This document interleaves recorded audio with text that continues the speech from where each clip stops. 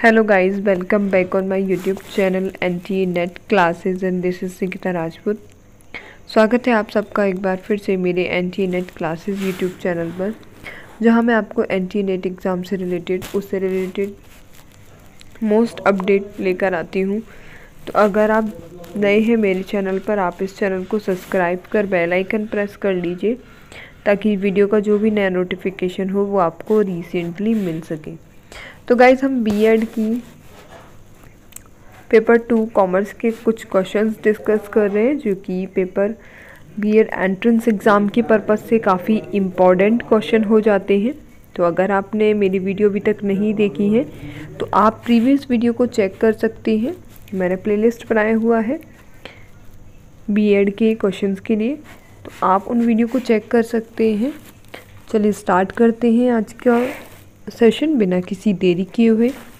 तो आज का जो पहला क्वेश्चन है वो है, रिजर्व बैंक ने संकीर्ण मुद्रा किसे माना जाता है। तो रिजर्व बैंक में संकीर्ण मुद्रा क्या कहलाती है, ये क्वेश्चन आपका यूपी बीएड 2014 में आ चुका है। और जो भी कैंडिडेट बीएड का एंट्रेंस एग्ज़ाम देने जा रहे हैं किसी भी स्टेट के, तो वो इन क्वेश्चंस को देख सकते हैं क्योंकि क्वेश्चंस सभी में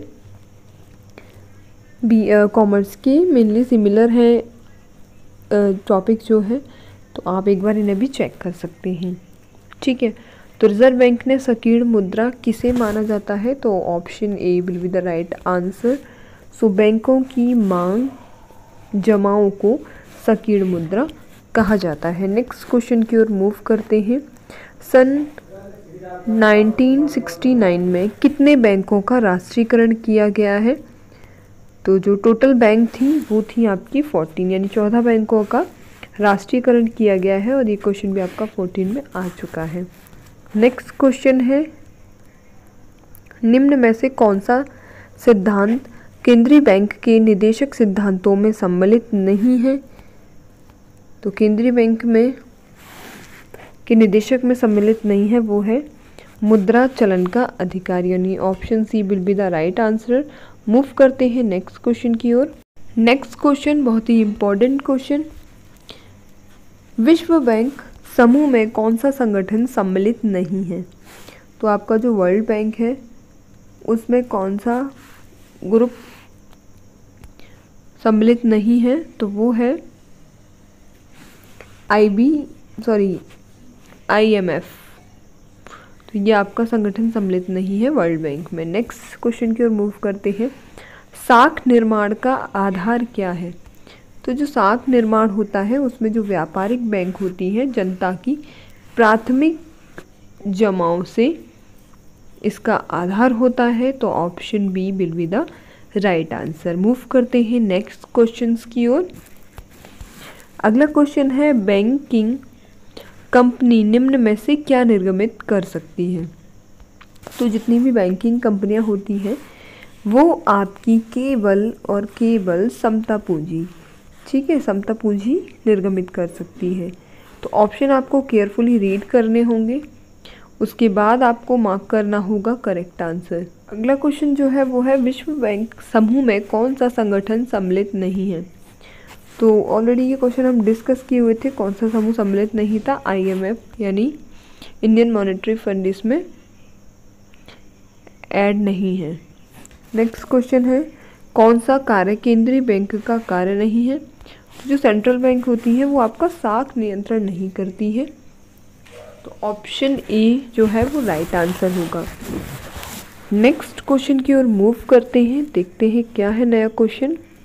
तो ये जो क्वेश्चन है, रिजर्व बैंक के स्थान पर कौन सा बैंक केंद्रीय बैंक का कार्य करता है। तो आरबीआई की जगह जो सेंट्रल बैंक होता है क्या कार्य करता है, कौन सा कार्य करता है, तो वो है स्टेट बैंक। आरबीआई के बाद जो केंद्रीय बैंक है वो है स्टेट बैंक, यानी option B will be the right answer. Move करते हैं नेक्स्ट क्वेश्चन की ओर। अगला क्वेश्चन है, भूमि विकास बैंक सामान्यतः ऋण प्रदान करता है। तो जो भूमि विकास बैंक होते हैं वो ऋण प्रदान करते हैं किसको, वो करते हैं ऑप्शन बी कृषकों की भूमि की जमानत पर। नेक्स्ट क्वेश्चन की ओर मूव करते हैं, किस बैंक को मिश्रित पूंजी बैंक भी कहा जाता है। तो मिश्रित पूंजी जो बैंक होते हैं वो जितने भी आपके व्यापारिक बैंक होते हैं वो आपके कहलाते हैं, यानी option C will be the right answer. Next question की ओर मूव करते हैं। साख निर्माण का आधार किसे माना जाता है? तो साख निर्माण, अगर कोई भी साख निर्माण का आधार बात करें तो जो जितनी भी नगद कोष होती हैं उनका रेशियो यहाँ पर साख निर्माण का आधार कहा जाता है। नोट निर्माण का निर्गमन का अधिकार है, तो जो नोट निर्गमन किए जाते हैं वो आपका सेंट्रल बैंक को किए जाते हैं, ठीक है, ये अधिकार है सेंट्रल बैंक को, यानी option A will be the right answer. Next है केंद्रीय सहकारी बैंक के प्रकार है। केंद्रीय सहकारी बैंक के 2 प्रकार होते हैं, option B will be the right answer. Next है रिजर्व बैंक का प्रमुख कार्यालय कहाँ स्थित है? तो आरबीआई का जो हेड क्वार्टर है वो आपका मुंबई में, यानी option B will be the right answer. Next है स्टेट बैंक के सहायक बैंक हैं। स्टेट बैंक के सहायक बैंक में कौन कौन है? स्टेट बैंक ऑफ हैदराबाद, सही है ये। स्टेट बैंक ऑफ इंदौर, ये भी ठीक है। ऑप्शन है सी स्टेट बैंक ऑफ मैसूर, ये भी ठीक है, यानी ऑल ऑफ द अबव। तो यहाँ पर जो राइट आंसर होगा वो है आपका ऑप्शन डी, यानी उपरोक्त सभी। नेक्स्ट है M4 में सम्मिलित किया जाता है। तो M4 में क्या सम्मिलित किया जाता है? Option D will be the right answer. M3 plus डाकघरों की समय जमाएं जिसमें राष्ट्रीय बचत पत्र को छोड़कर, ठीक है, तो M4 में ये सभी शामिल होते हैं। मूव करते हैं अगले क्वेश्चन की ओर। भारत में नोट निर्गमन व्यवस्था आधारित है। भारत में नोट निर्गमन व्यवस्था आधारित है तो वो आपकी न्यूनतम रिजर्व प्रणाली, यानी option D will be the right answer. विदेशी विनिमय बैंकों से आशय उनसे है, तो यहाँ पर देखिए सभी ऑप्शन को आप केयरफुली रीड करिएगा, उसके बाद इसका जो राइट आंसर होगा विदेशी विनिमय बैंक से आशय होता है, तो यहाँ पर जो राइट आंसर है वो ऑप्शन डी है, उपरोक्त सभी। नेक्स्ट क्वेश्चन है रिजर्व बैंक ऑफ इंडिया की स्थापना हुई थी।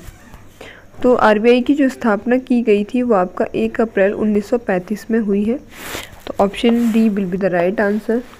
नेक्स्ट है साख पूंजी की उत्पत्ति नहीं करती है, वह केवल इस बात को निश्चित करती है कि वह पूंजी किसके द्वारा प्रयोग में लाई जाएगी। यह कथन किसने दिया है? तो ये जो कथन है ये है रिकार्डो का, तो option D will be the right answer. Next question की ओर मूव करते हैं। नेक्स्ट क्वेश्चन है भारतीय औद्योगिक वित्त निगम की स्थापना कब हुई है? तो वित्त निगम की जो स्थापना हुई है, भारतीय औद्योगिक वित्त निगम 1 जुलाई 1948, तो option A will be the right answer. Next question की ओर मूव करते हैं।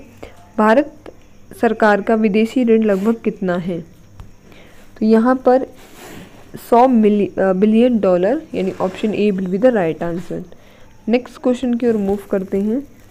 निम्न में से कौन सा कार्य रिजर्व बैंक के लिए वर्जित है, यानी कौन सा बैंक आरबीआई नहीं करती है कार्य? तो वो है, सभी ऑप्शन को केयरफुली रीड करेंगे, उसके बाद मार्क करेंगे आंसर। आप अपने जो आपके आंसर्स हैं उनको एक बार चेक कर सकते हैं। अगर आपको किसी भी क्वेश्चन में डाउट होता है तो आप कमेंट करके भी मुझसे पूछ सकते हैं। तो यहाँ पर जो राइट आंसर होगा वो आपका होगा ऑप्शन बी। जो रिजर्व बैंक होता है उसमें प्रतिभूति रहित ऋण प्रदान करना ये वर्जित होता है आरबीआई के लिए। नेक्स्ट क्वेश्चन और आज का लास्ट क्वेश्चन है भारतीय औद्योगिक विकास बैंक का उद्देश्य है। तो जो भारतीय औद्योगिक विकास बैंक है उसका उद्देश्य है वित्तीय संस्थाओं को औद्योगिक वित्त देना, ये करेक्ट है। एंड बी है बैंकों को पुनर्वित्त करना, ये भी ठीक है। गारंटी की सुविधा देना, ये भी, यानी तीनों ऑप्शन राइट है। तो यहाँ पर जो राइट आंसर होगा वो होगा आपका ऑप्शन डी, यानी उपरोक्त सभी। होप आज की वीडियो आपको अच्छी लगी हो। इसी तरह की और वीडियो के लिए बन रही है हमारे साथ। Thank you so much.